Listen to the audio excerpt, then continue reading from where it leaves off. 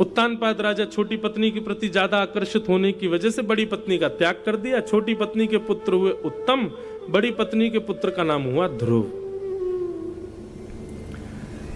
ध्रुव जी ने कभी अपने पिता को देखा नहीं, मां ने कभी उनको मिलवाया भी नहीं। क्या बताएं, अभी छोटा बालक है, थोड़ा बड़ा हो जाएगा तब बताएंगे सब बात। लेकिन एक दिन छोटे से ध्रुव से उसके सब मित्रों ने पूछा, ध्रुव तुम्हारी मां तो हमने देखी, पिता कौन? ध्रुव जी महाराज बोले, भैया ये पिता कौन होते हैं? बोले कि भैया हम सबके माता पिता हैं, तुम्हारे पिता कौन है बताओ। ध्रुव जी ने आज जाकर अपनी मां से पूछा, मां मेरे पिता कौन है? ये सुनकर के आश्चर्यचकित हो गई ध्रुव जी की माता जी। और आज ध्रुव जी को एक राजमहल दिखाया और कहा, इस महल में जो राजा है ना ध्रुव, वही तुम्हारे पिताजी। हम उनके साथ क्यों नहीं रहते? बोले बेटा जब तू बड़ा होगा ना, थोड़ा अभी तू पढ़ाई पर ध्यान दे, अभी बाकी क्रिया, जब बड़ा होगा तब बताएंगे। माँ की बात मान करके ध्रुव जी शांत रहे, लेकिन मन में इच्छा प्रकट हो गई, मैं भी तो देखूं मेरे पिता कैसे। जैसे ही राजभवन में प्रवेश करके अंदर जाके देखा तो राजा उत्तानपाद की गोद में छोटी माँ का बेटा बैठा था। और बालकों का एक स्वभाव होता है कि अपने माता पिता की गोद में कोई और बालक बैठे, ये उनसे सहन नहीं होता। ध्रुव जी एक बाल बुद्धि होने की वजह से क्रोध में भर करके अपने पिता के पास जाने लगे, मैं बैठूंगा, मेरे पिता हैं, मैं उनकी गोद में बैठूंगा। इतने में छोटी मां ने रोक दिया, कहां जा रहे हो? बोले पिता की गोद में बैठने। बोले वो तुम्हारे पिता हैं पर मैं तुम्हारी मां नहीं। वन में जाके भजन करो, भगवान से प्रार्थना करो, वरदान मांगे। वरदान मांगने को जब भगवान कहें तो उनसे कहना, मेरा जन्म छोटी मां के गर्भ से हो, जब मेरे गर्भ से जन्म लेके आओगे तब बैठोगे इस राज्य गद्दी पर। बंधुओं ये मन है छोटी पत्नी, ये कई बार भगवान की सत्ता को भी अपने से नीचा दिखा देती है। जैसे कि हम सबको पता है कि सब जगह भगवान है और भगवान सब देख रहा है, लेकिन फिर भी हम पाप क्यों कर देते हैं? गलत करने वाला व्यक्ति, क्या उसको पता नहीं है कि भगवान देख रहे हैं? उसको पता होता है भगवान देख रहे हैं, लेकिन वो सोचता है कर दो, क्या फायदा, जो होगा देख लेंगे, कर लो। ये कौन करवाता? बुद्धि कभी नहीं करवाती है काम, ये मन करवाता है। सब लोग इधर देखो, यहां देखो, इधर देखो। बीच में कथा में कोई भी आए जाए या कोई आवाज करे, हम डिस्ट्रैक्ट नहीं होते तो आपको भी नहीं होना चाहिए। जैसे व्यास जी कथा सुना रहे हैं वैसे श्रोताओं को सुननी चाहिए।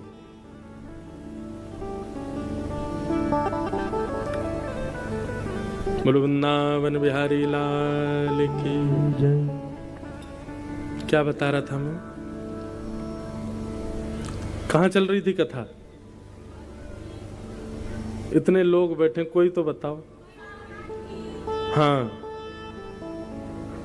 तो मन कई बार वो क्या है ना कि एक धारा चलती है, उसमें बीच में रुकावट आती, फिर मेरी वो धारा कहीं और चली जाती है। इसलिए मैं बार बार कहता हूं, शांत रहो, कुछ मत बोलो, देखो कथा सुनो, कोई मत उठो ना बैठो, बस कथा सुनो। तो मन कई बार क्या करता है कि भगवत सत्ता को भी आपकी दृष्टि में नीचा दिखा देता है।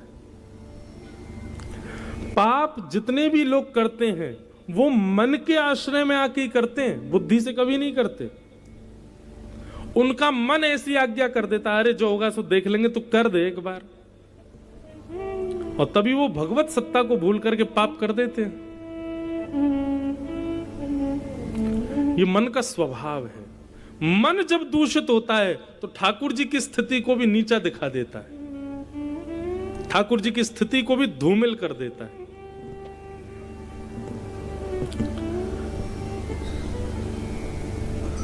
छोटी पत्नी ने आकर के, छोटी मां ने आकर के ध्रुव जी से डांट दिया और कहा, वन में जाओ, भगवान से जाके भजन करो, और वरदान मांगने को कहें तो कहना छोटी मां के गर्भ से मैं जन्म लूं। भला कोई भगवान से जाकर के ये क्यों मांगेगा? ठाकुर जी जब मिल जाएंगे तो सीधा आदमी यही नहीं कहते मुझे राजा बना दो। लेकिन उनकी स्थिति देखो, वो कह रही है कि भगवान से कहना तुम मेरे गर्भ से जन्म लो, मतलब मेरे गर्भ से जन्मा बालक ही बैठेगा यहाँ पर, अपनी सत्ता को भगवान से ऊंचा बता रही है, ये मन है। ध्रुव जी महाराज रोते रोते अपनी माँ के पास गए। माँ ने कहा बेटा क्यों रो रहे हो? ध्रुव जी ने शिकायत नहीं की, ध्रुव जी ने कुछ नहीं बताया। ऐसी परवरिश है ध्रुव जी की कि ध्रुव जी के साथ कुछ भी हो जाए वो माँ से कभी शिकायत नहीं करते। बंधुओं, ये चुगली करना और बालकों को शिकायत करना सिखाना भी नहीं चाहिए माताओं को, इस पर ध्यान रखना चाहिए थोड़ा। आप कहेंगे तो क्या बालक को हम बिल्कुल वो बना दें, वो मन ही मन में रोता रहे, मन ही मन में रखे? नहीं, ऐसा नहीं कह रहे हैं हम। पर जो छोटी छोटी बातों को भी जाके माता पिता से कह देते हैं ना, ऐसे बालकों का आगे चल करके बुद्धि का विकार दूषित हो जाता है। थोड़ा अपने स्तर पर सुलझाने का बल मिले बालकों को, ऐसा बनाओ कि अपने स्तर पर ही छोटी छोटी बातों को तो समझा लिया करें, सुलझा लिया करें। सब बातें माता पिता से ना कहा करें। ध्रुव जी महाराज कुछ नहीं बोले, बस रोते रहे, अपने आप को छुपाते रहे, छोटी माँ की शिकायत नहीं की। तभी एक दासी ने आकर के बताया, बोले आज राजभवन में ऐसा ऐसा हुआ, ध्रुव जी जा रहे थे, छोटी माँ ने कह दिया वन में जाओ, भगवान का भजन करो, उनसे कहो मेरी गर्भ से जब तुम्हारा जन्म होगा तब बैठोगे। ध्रुव जी महाराज कुछ नहीं बोले, बस रोते रहे, अपने आप को छुपाते रहे, छोटी माँ की शिकायत नहीं की। तभी एक दासी ने आकर के बताया, बोले आज राजभवन में ऐसा ऐसा हुआ, ध्रुव जी जा रहे थे, छोटी माँ ने कह दिया वन में जाओ, भगवान का भजन करो, उनसे कहो मेरी गर्भ से जब तुम्हारा जन्म होगा तब बैठोगे। आहा, ध्रुव जी की माँ ध्रुव जी के पास गई, उठा करके अपनी गोद में बैठाया, बोले रो क्यों रहे हो? छोटी माँ ने गलत कहा, छोटी माँ ने डांट दिया, छोटी माँ ने तुमको बुरा कहा, इसलिए तुमको बुरा लग रहा? क्या बुरा कहा? अच्छा तो कहा छोटी माँ ने। बेटा मैं तो तुझे सत्संग में ले जाती हूँ, कथाओं में लेके जाती हूँ, मंदिर लेके जाती हूँ, पर छोटी माँ ने तो सीधी आज्ञा कर दी भगवान के पास ही चले जाओ। कितनी अच्छी है वो। बेटा उनके प्रति शिकायत की भावना नहीं, ऐसी दूषित भावना नहीं, बल्कि तुम तो वन में जाओ, भगवान का भजन करना, और सुनो एक बार छोटी माँ को प्रणाम करके जाना। कैसी माँ है ध्रुव जी की।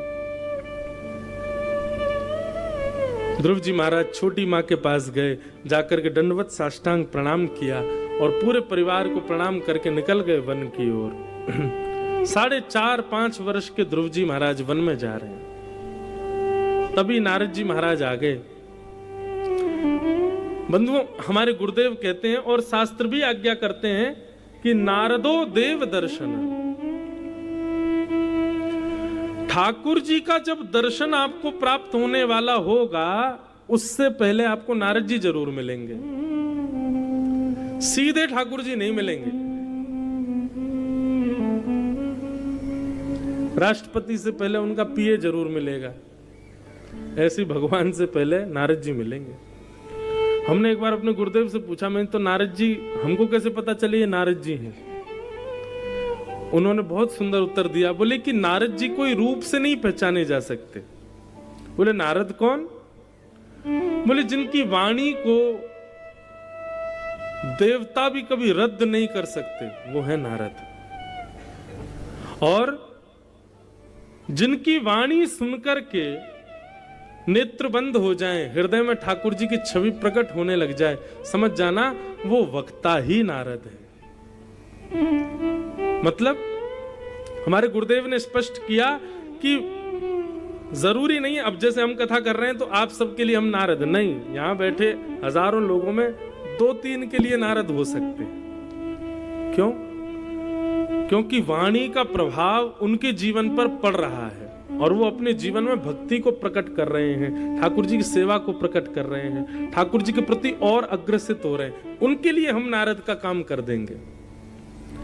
तो वक्ता भली भांति वाणी से प्राप्त हो जाए तो समझ जाना यही नारद है, यही नारद। ये मिल गए तो ठाकुर जी अब मिलने वाले हैं। बस प्रयच्छति गुरु प्रीतो वैकुंठम योग दुर्लभम। नारद जी महाराज मिले। नारद जी ने आकर के ध्रुव जी को 12 अक्षर मंत्र दिया।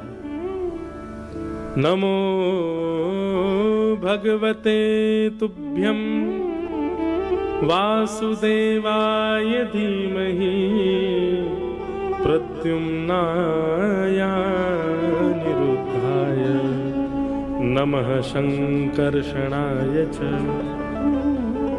ओम नमो भगवते वासुदेवाय। ये द्वादशाक्षर मंत्र नारद जी ने श्री ध्रुव जी महाराज को प्रदान किया।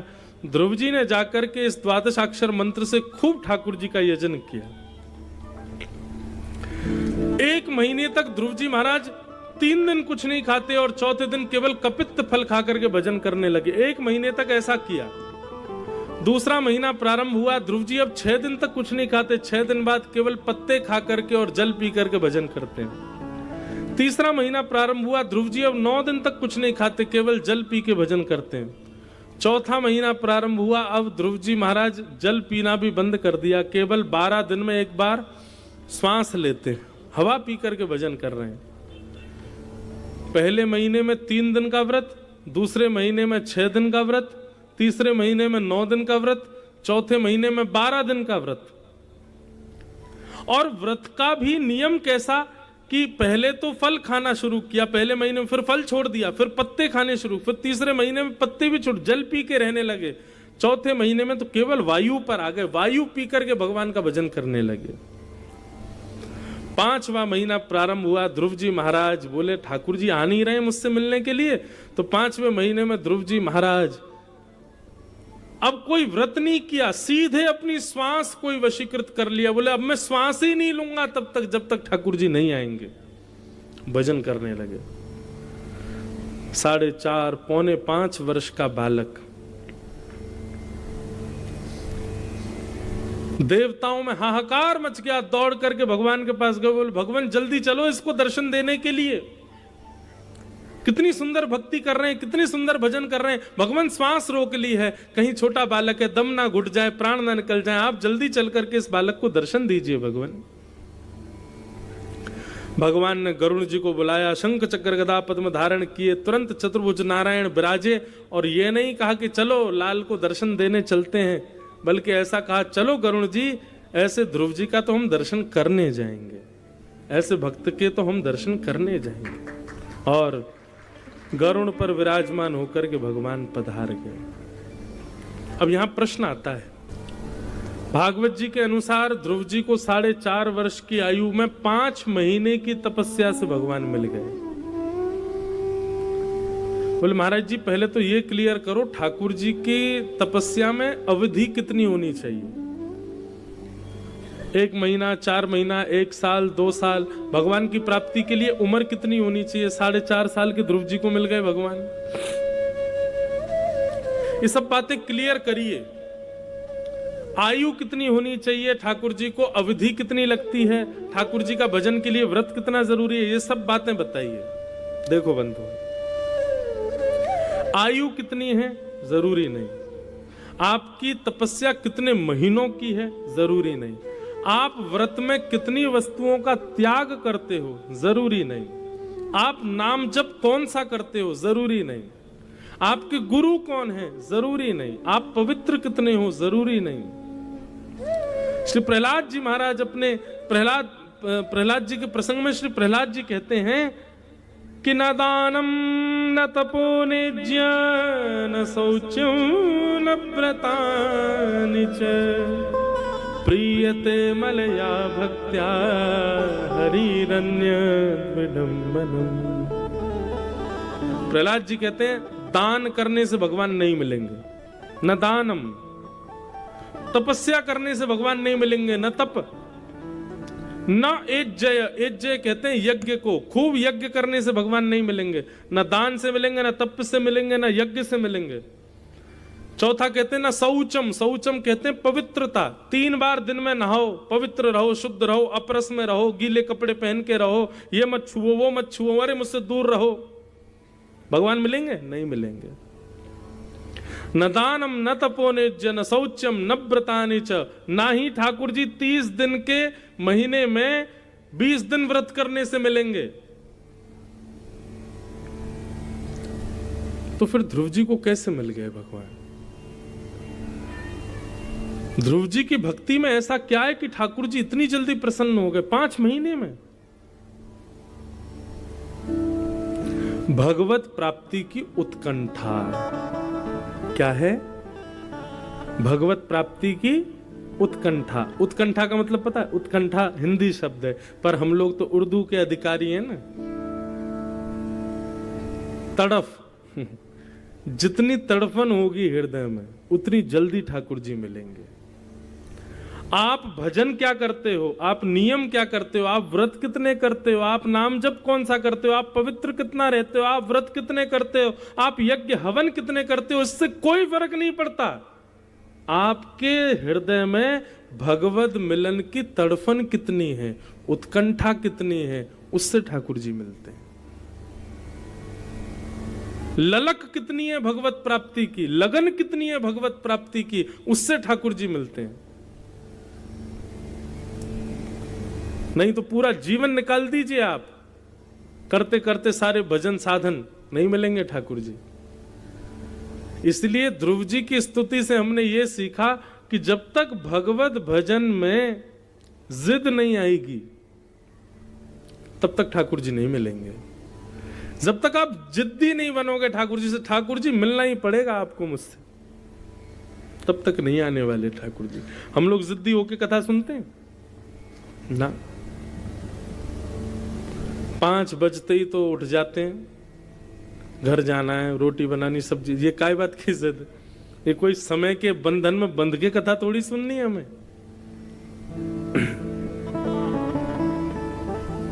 हम ठाकुर जी से मिलने के लिए व्याकुल कितने हैं। और ध्रुव जी महाराज ने ये सिद्ध करके दिखाया। भगवान प्रकट हो गए, प्रकट होकर के ध्रुव जी ने भगवान की स्तुति गाई, भगवान ने अपना शंख स्पर्श करा दिया और सुंदर स्तुति गाने लगे। भक्ति मुहु प्रवहताम त्वयि में प्रसंगो भूयाद अनंत महताम अमलाशयानाम येनांजसोल वणमुरु व्यसनम भवाब्धिम निश्चय भवत गुण कथाम मृतपान मत्त। एक मैं कीर्तन गाया करता हूं, बहुत सुंदर है। मुझको राधा रमण कर दो ऐसा मगन, मुझको राधा रमण कर दो ऐसा मगन, मुझको राधा रमण कर दो ऐसा मगन।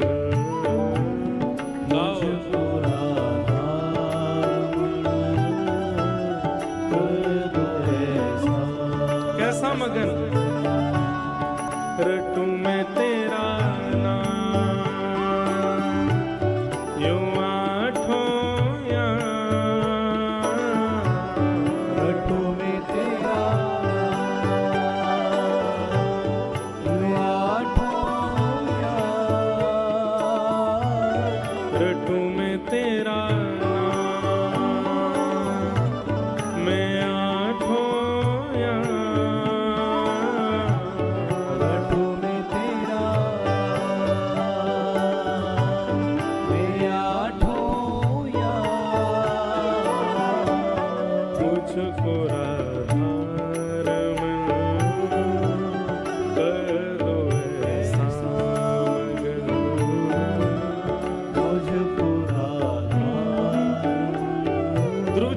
यही सब कह रहे हैं अपनी स्तुति में।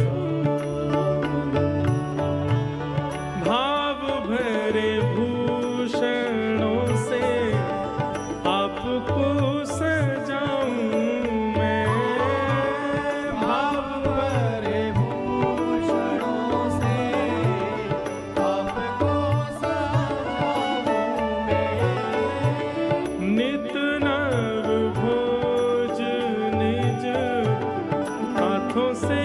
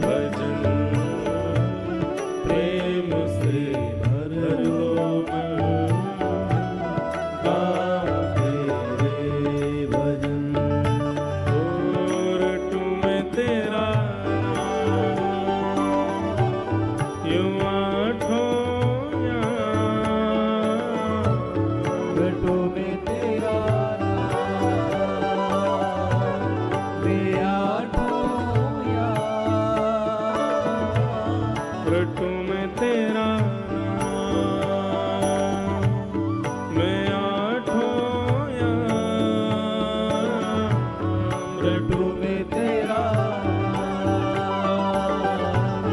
मेरा टूटिया मुझको राधा करो ऐसा। मुझको राधा कर दो सब लोग गाओ। हे जय जय राधा रमण प्यारो राधा रमण, राधा रमण प्यारो राधा रमण जय जय राधा रमण प्यारो राधा रमण, राधा रमण प्यारो राधा रमण जय जय राधा रमण प्यारो राधा रमण, राधा रमण प्यारो राधा रमण जय जय राधा रमण प्यारो राधा रमण, राधा रमण प्यारो राधा हे जय जय राधा रमण प्यारो राधा रमण, राधा रमण प्यारो राधा रमण जय जय राधा रमण प्यारो राधा रमण, राधा रमण प्यारो राधा रमण जय जय राधा रमण प्यारो राधा रमण, राधा रमण प्यारो राधा रमण जय जय राधा रमण प्यारो राधा रमण, राधा रमण प्यारो राधा रमण जय जय राधा रमण प्यारो राधा रमण, जय जय राधा रमण प्यारो राधा रमण, जय जय राधा रमण प्यारो राधा रमण, जय जय राधा रमण प्यारो राधा रमण, जय जय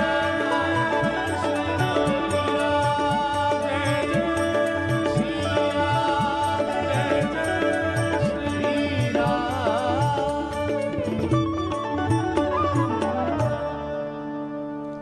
ध्रुव जी भगवान की स्तुति गाते हुए ऐसा ही भाव रख रहे हैं, भगवान मुझ पर आप बस इतना अनुग्रह कर दीजिए, भक्ति मुहु प्रभहताम त्वयि में प्रसंगो भूयाद अनंत महताम अमलाशयानाम येनांजसौल वणम व्यसनम भवाब्धिम निश्चय भवत गुण कथाम मृतपान मत्त। ध्रुव जी भगवान से कह रहे हैं कि ठाकुर जी मुझको एक व्यसन लगा दीजिए। देखो भगवान की भक्ति में जब तक आप नवीनता नहीं लाओगे तब तक ठाकुर जी प्रसन्न नहीं होंगे। रोज सवेरे घंटे हिला करके पूजा कर दी, चना चनोरी का भोग लगा दिया, दोपहर में एक बार और आरती कर दी, रात में आरती करके दूध पिला के सुबह दिए। ठाकुर जी भी ऊब गए, बोले रोज यही करता है, एक ही काम है इस पे और कुछ नहीं आता इसको। अगर रोज कोई दाल चावल ही खावे तो ऊब जाए।